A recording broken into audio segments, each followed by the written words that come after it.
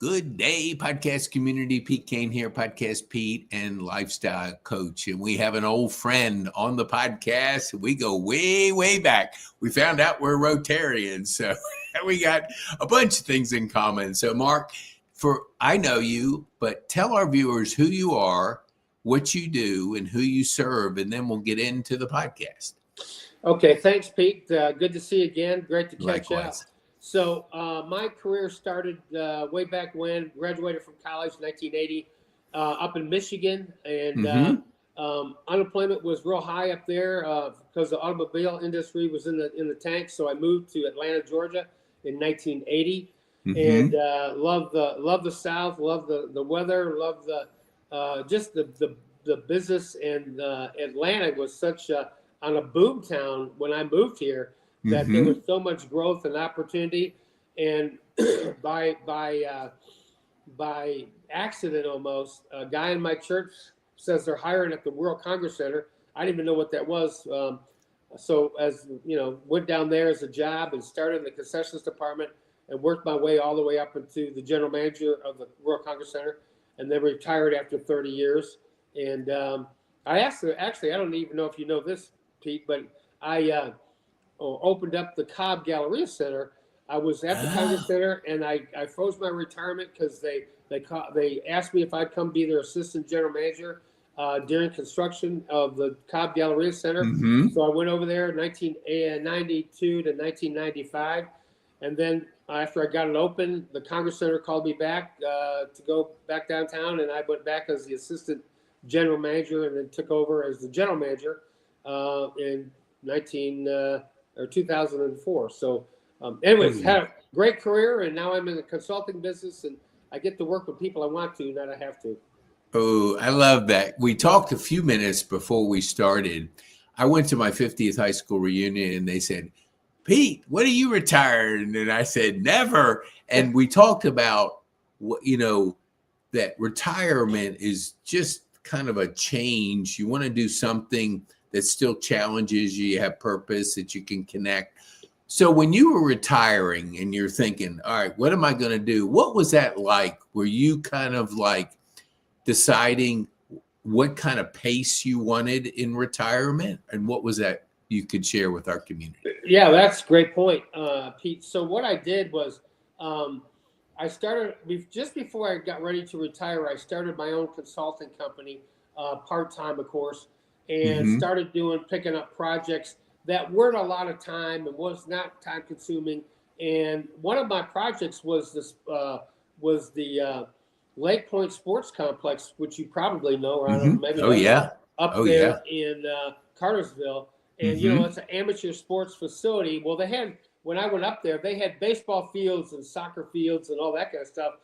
But they then built a building that was an indoor basketball wood floor court that was 100,000 square feet. So they were building this facility, and they never ran an indoor facility. So I consulted for them. But what I found out was real quick that you can consult with people, and you can say, hey, to the best of my knowledge, these are some things I think you need to do. And what was hard for me is I would lay out a plan, and they wouldn't do it. And I'm like, wow, that's kind of interesting. And so, that was an adjustment for me. But getting into consulting, it kept my fingers in the business, which I love. And to be honest with you, you hear the old phrase that if you enjoy what you're doing, you don't work a day in your life. And I am the poster child for that. Because when I fell into the convention business back in the early 80s, I just love it. And it's challenging, and you're fixing problems and you're fixing things. And I still do it today because I consult with people around the country that run convention centers that I still know very well, because it's a very niche business, and people that do events. And so it's pretty challenging, but it's not the grind and the everyday that you have to do with dealing with HR issues and a budget and all that kind of stuff. It's pretty much, just fixing problems and analyzing what they're doing and how do you make it better. I love that. What do you think in consulting? I've heard a number of people share that they lay out a plan for the company and they don't implement it. What do you think, in your like knowledge of being in that industry full time now, what makes a company implement it versus one that just likes to say they hired somebody and got some input, but never implemented? What have you seen out there? Well, I've seen both. I've seen companies that have done the studies and done the work and done, what they think needs to be done, whether it's an outside consultant or bringing somebody in to analyze the analytics of it. But the pain to do something, the pain has to be greater not to do something than to do something. And if the pain is not greater, that, hey, we got to make a change, we got to do something. And the Falcons are kind of in that situation right now where they're like, we got all these moving parts and pieces, but until the pain is greater to do something, they're not going to do it. And it's not just obviously a sports analogy, but it's any company. It could be Coca-Cola, it could be Georgia Pacific, it could be whoever corporate out there. They've got to analyze it. But I think in today's world, analytics is more important, and where people have to really analyze things all the time so that you don't get too far off track, that it's going to cost a lot of money to get back on track. And if you have a company that they have shareholders and they want profits, you got to make sure that your company's kind of staying within the guidelines or the bumper guards so they don't go off track and lose money. And then the next thing you know, people are fired and you start all the process over again. It's interesting you said that about the Falcons. I was reading a book, but I was half listening to the game that was on Monday night. Sure. And they said that they now hired an outside consultant firm to come in and look at the whole organization. Right. And they went back and forth with some dialogue, why a company does this and all that. So I do think since I don't know when they lost to the Patriots, but it seems like since they lost to the Patriots, 2016 or 17. Was it? Okay. They've just been struggling to get footage and get over the hump. Yeah. So what do you think that first day you actually retired from the World Congress Center, what was that Monday like? Because I've had a lot of discussion with my friends. What was it like to you? That next Monday was, you wake up and you're like, man, it's a shock. And you're like, wow, I don't have to drive downtown anymore. And that, as you know, from West Cobb County, where we used to live, that was quite of a haul. And that was probably the biggest thing.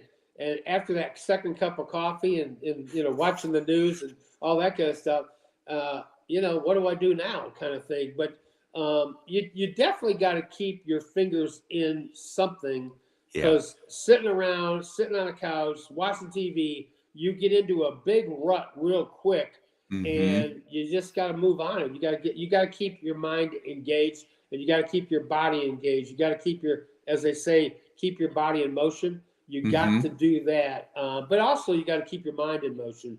And with me, I did a lot of traveling with 3 or 4 different groups right as I retired, and the traveling got a little bit challenging.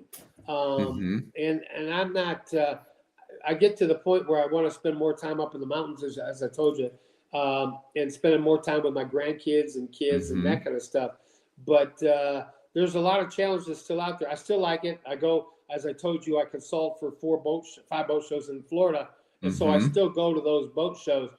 But the bottom line is I'm going to a beautiful area, and I don't really have to, do anything to the day-to-day stuff for them. Yeah. Just kind of the overall thing. But the bottom line is I still got to keep yourself engaged. What do you think? When you said like watching TV and you get into that rut, the average person watches 4 hours of TV and scrolls over 2 hours of social media, which is consuming. Consuming. How do you stay creative? Because you can always tell when you're talking to people that they're kind of in that creating mode versus the other side? How do you challenge yourself to stay creative? Well, I'm still very much involved in the industry, and there's this past December or earlier December, I went to. I am a 25-year member of the International Association of Exhibits and Events, and that's people that produce events. And so I'm a 25-year member of that group. I'm also an International Association of Exhibits and Events, or Venue Managers Association, IAVM. And I am part of ESCA, Exhibition Service Contractors Association. So I still am very connected to associations that put out association newsletters, documents, and then I get calls from different people from around the country that I have worked with in the past. And again, one project I just got a call from a guy that used to work for me about 20 years ago downtown, and he's now in a college environment where they want to build like a Lake Point sports complex in their city and a hotel on the campus of this university. So just keeping in the association areas and keeping up with what the new trends are, what the new ideas are, that really keeps my mind still engaged in the business and what's on the cutting edge. Yeah, that is so good. What do you think with AI coming in? It saves us a lot of time. Are you using any AI with your consulting business? Absolutely. I got to tell you, I was never really engaged in it until recently. So I started kind of looking at some of that stuff, and I had a couple things I needed to do, and I thought, you know what, I'm going to see what it says. And so you could, as you know, you can transcribe it verbally, or you could do it, electronically, whatever. And I was just amazed at what came back. And I'm like, man, is that ever cool and exciting and new? And I think going forward, it's going to have some, it's going to have some good and bad with it. But from what I've seen so far, for me, it was very, very, very good. I've never been a really good writer, so to speak. So I was not good in those areas. And so when this thing came back on a couple examples of what I could do, I was like shocked.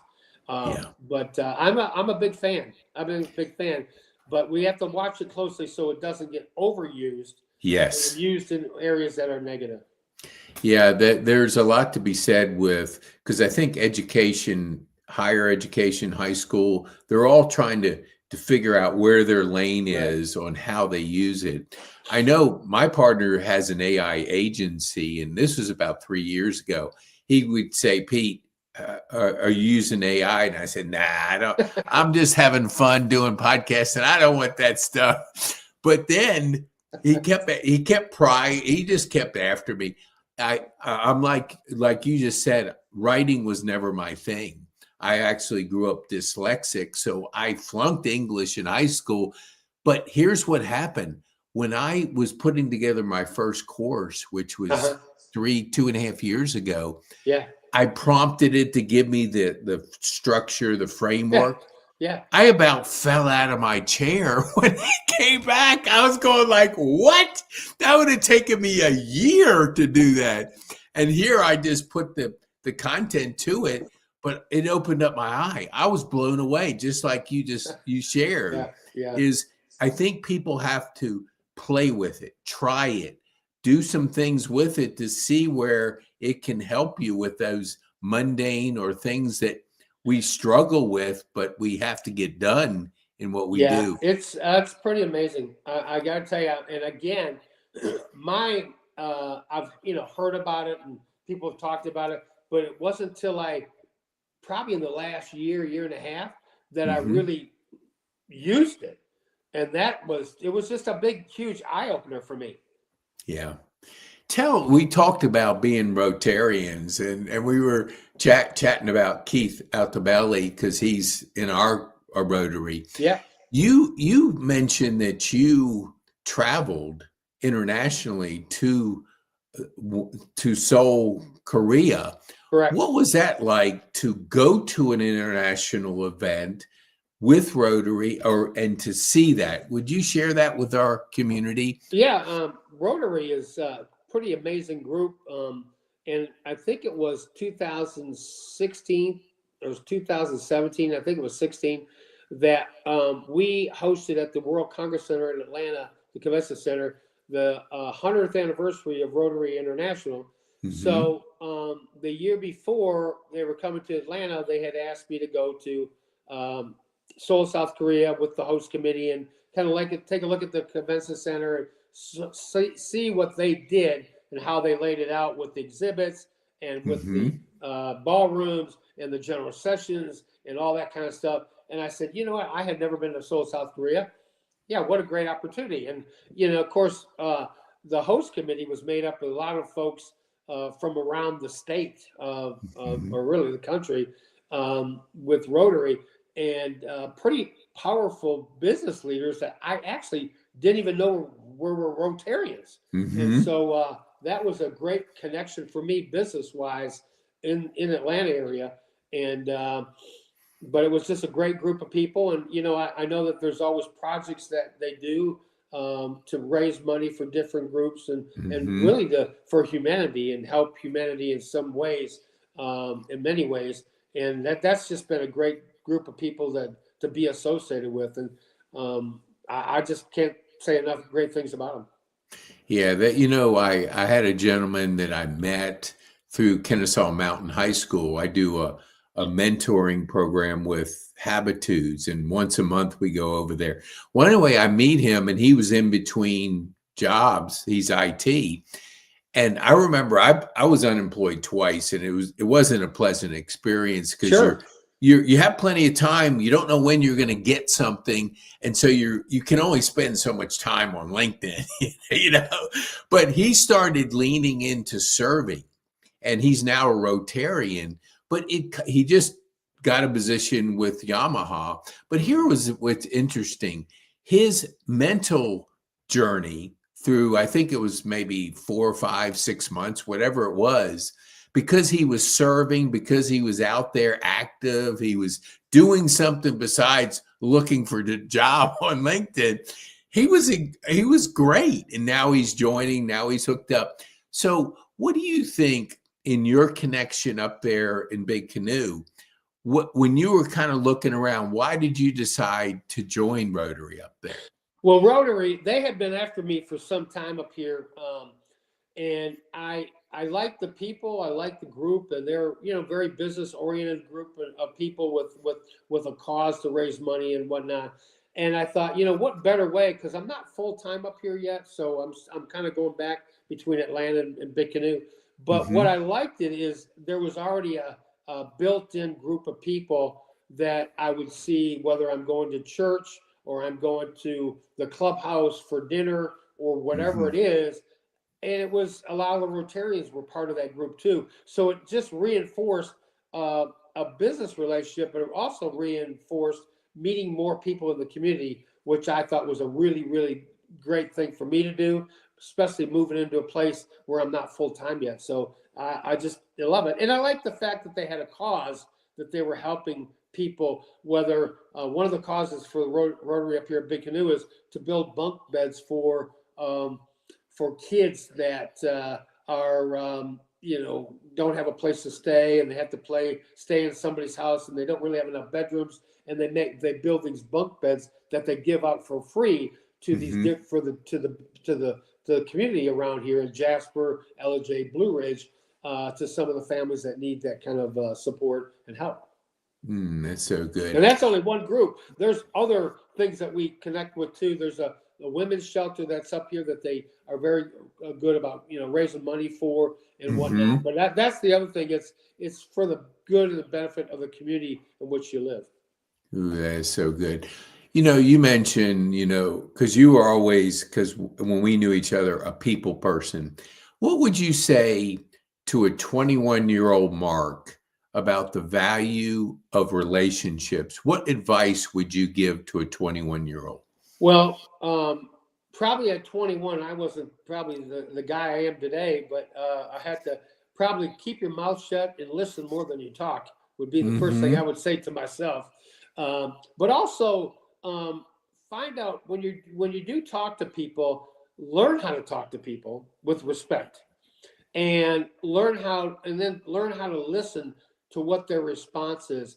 And I do it all the time. I learned it at an early life situation where I would tell my sales department in the convention business, find out something about your customer, because if they like you, they'll find a way to work with you. And when I say that, I mean find out something about them. Say, hey, tell me where'd you go to high school, and where'd you play? Did you play sports, and what kind of sports did you play? And do you have any brothers and sisters? And do where do you do this? When you find out something about somebody, it changes the game, because then it's not a business transaction. It's the business deal. It's, bottom line, it's this X amount of money. It's not that. When you find out something about people personally, and you bring that back up in a conversation, say a month later, 6 months later, whatever, they don't forget, because it's how you made them feel when you talked to them and when you met them. That's great advice. Being a grandparent, what's your favorite part of being a grandparent that you could share with somebody that's not a grandparent yet that, really lights up your heart? Well, yeah, that's as you know, it's a great situation. And my grandkids, I love them all to death, and I get to be the fun person, because I'm not raising them like when you and I were raising our kids. We had to be the parent. Yes. Not their buddy. We had to be the parent. And now I'm at a stage where we get to have fun, and I'm the fun guy. I want to be the fun guy. And it's funny, because I tease both my daughters, which you know, and your daughters know. They come up to the mountains here, and I would say them in the morning. I say, hey, what do you want for breakfast? And they tell me, and one time one of them said, hey, can I have some ice cream? I said, absolutely, and I'm gonna have some too. So my daughter, of course, like, Dad, what are you doing? I said, hey, this is the fun house. We're having fun up here. I don't want to hear arguments. I don't want to hear any of that stuff. We're having fun, and if they want ice cream, I'm having some with them. That is great. What do they call you? Papa. I'm Papa. Okay. Yeah, So good. I'm after the first of the year, I'm going to have a podcast, Granny and Grandpa podcast. And it's just telling stories like that, because, you know how fun it is. You hear about it, but the stories that people tell, it's just like that. You want to be the fun house. Wow. I mean, that is so good. So what would you say, like, if you were looking out, a couple years, things are changing very rapidly. AI, technology, kids are growing up. It's a little different than it was when we grew up.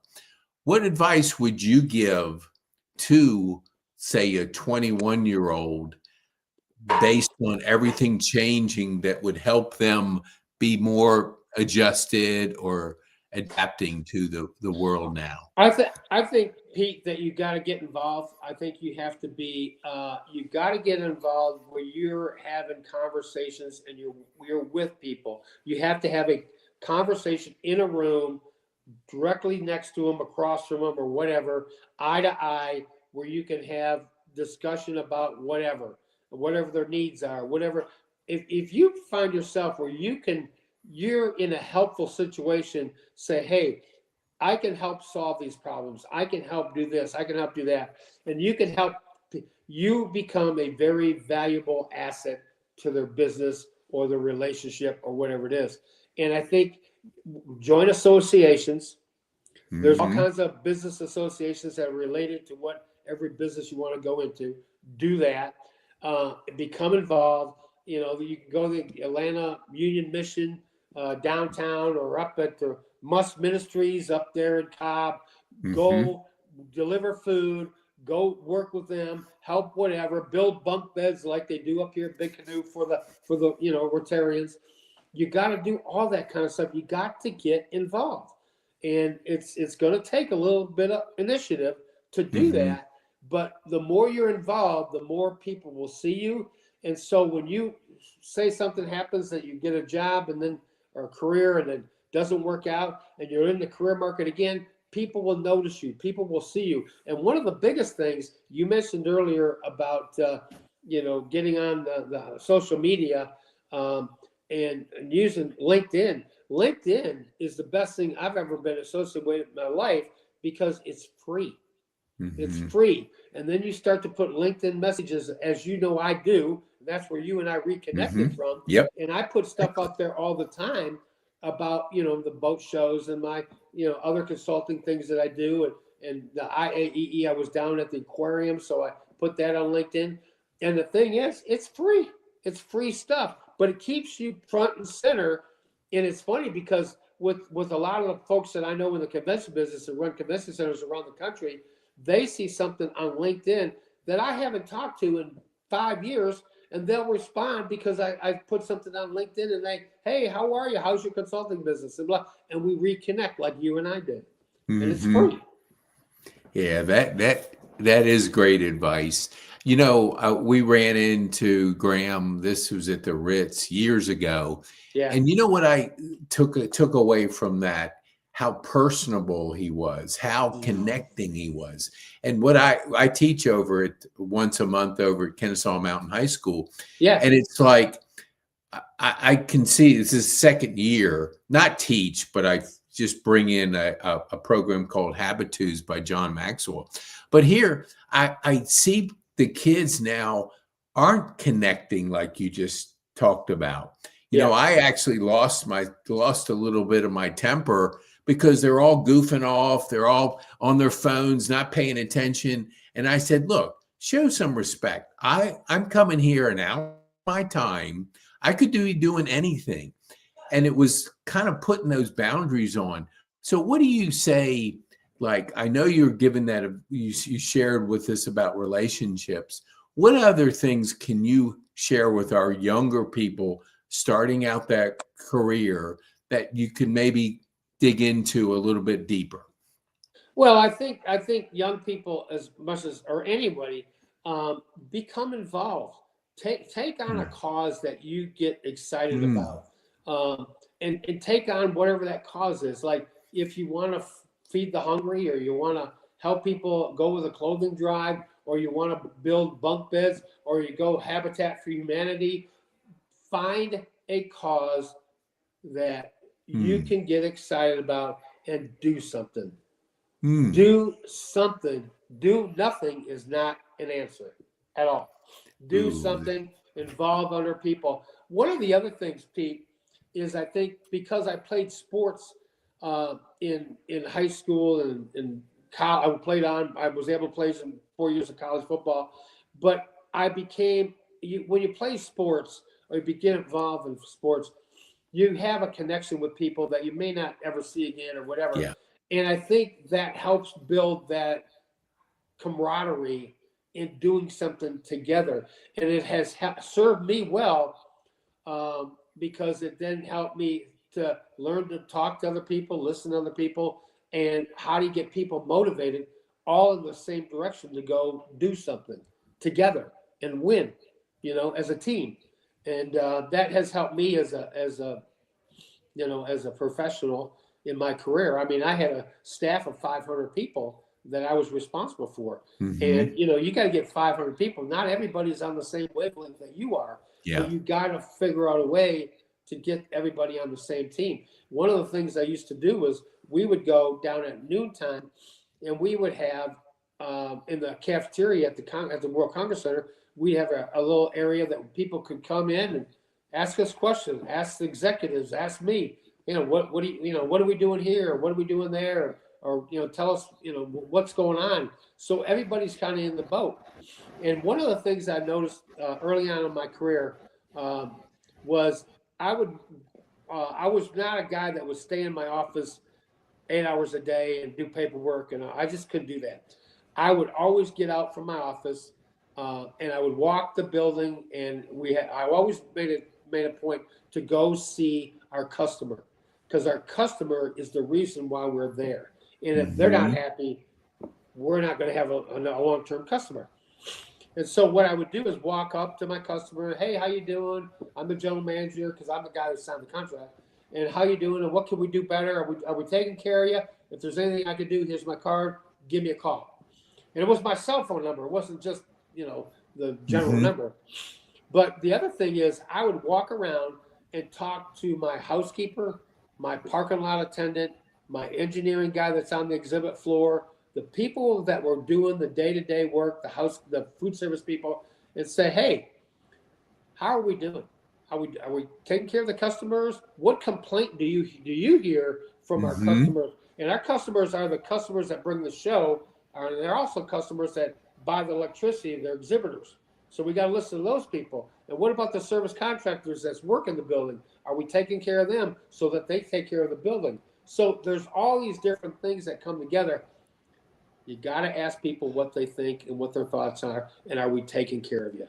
That's business 101. As you know, a gentleman said, like, common sense is not always common practice. And, those are fundamental advice, insights, but we don't sometimes do them. We sit in an office and we isolate and we wonder why they don't come back. What would you say, like, from a standpoint of your personal growth, do you have any book or anything that you could share with our community that has made an impact on your career or even now? Well, I'm a very spiritual guy in wanting to know more about Christianity and what Christianity has done and helped out people and been close with. But there's a book that Truett Cathy, and I was able to meet Truett Cathy several times at the World Congress Center, because they did a lot of events. They did the football classics, the kickoff games in August. They would do those. Chick-fil-A would sponsor those. And I actually had the great privilege of serving on the Chick-fil-A Bowl committee. So I get to travel for Chick-fil-A and all that kind of stuff. But there's a book that Truett put out, and it was a book that was about mending. If you don't, you can mend fences. But like it's better to. I have that book on my back. It's better to mend fences than mend men or whatever. But I'm telling you, that book by Truett is phenomenal. Yes, and it really tells you almost about how to raise your kids, how to raise your family.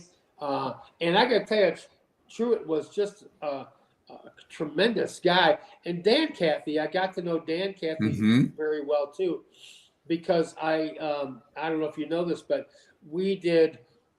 He came to me one time during one of the sporting events, and Dan says, "Hey, I'd like to rent some space from you." And I said, "Well, Dan, that's what we do here. We rent space." He says, "You don't get it. I want to rent it for the next 99 years." I said, "Well, what was that?" Well, you know that they have a Junior Achievement Learning Center that we allowed them to rent or put in the World Congress Center in 5 different schools in the Atlanta area. And Marietta Middle School is one of those school district. And basically 7th and 8th graders will come down there, and they will go to the learning center that we allowed them to put in the building. And they learn how to do business. And I'm telling you, they are learning how to do business as entrepreneurs. And that's been going on, probably the last 10 years. And so that space is incredible. And you go up in that space, they got Publix, they got, Coca-Cola's up there. They got Georgia Pacific. They got all the top business community people involved in that. And it's just an incredible program. But also from that relationship, Dan said, "Hey, we want to put the College Football Hall of Fame in Atlanta, and we want to move it from it was in Indiana. They want to move it to southern Indiana to Atlanta." And so we negotiated a deal to put them in a parking lot that the Congress Center had over on the east side off of Marietta Street, and that's where the College Football Hall of Fame sits now. Wow! But you know how it all started?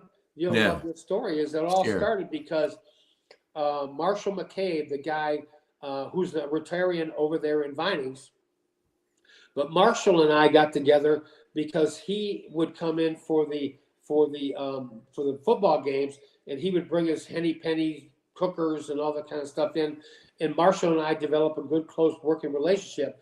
Well, when my son Grant and Elliot and Katie and Angelo, my son-in-law, when they were on the wrestling team at Kennesaw Mountain, I needed to go buy Chick-fil-A sandwiches for the wrestling meet on Saturday mornings, before the wrestling meet. So I worked out a deal where I would go buy the Chick-fil-A sandwiches from Marshall McCabe, who was the owner-operator over by Cumberland Mall on 41 there. And he'd sell them to me, and then I would resell them at the wrestling meet or match that morning and whatnot. But from that, meeting him and developing a relationship with Marshall, that's how I got to Dan Cathy. And then Dan Cathy brought in the Junior Achievement Learning Center and the College Football Hall of Fame. And it was a business relationship that we continue to have and continue to have to this day. Wow, that's a great story. Yeah. I was never involved in junior achievement, but I love what they do. Oh yeah, it's that is just a tremendous stepping stone to being that business person, entrepreneur, getting out there and learning those basics that are so important for people to grow.